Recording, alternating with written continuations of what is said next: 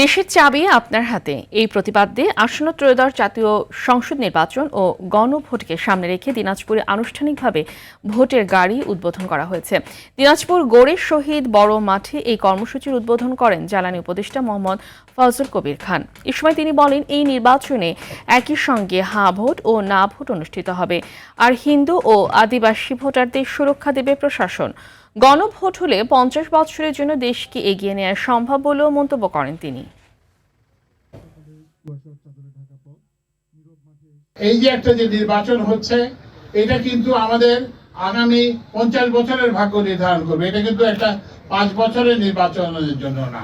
কারণ এর মধ্যে আমরা একটা জানেন যে এই আরেকটা ভিন্ন জিনিস হচ্ছে যে এই নির্বাচনে একটা গণভোট হচ্ছে। তো আপনি এটাতে হা বলবেন অথবা না বলবেন।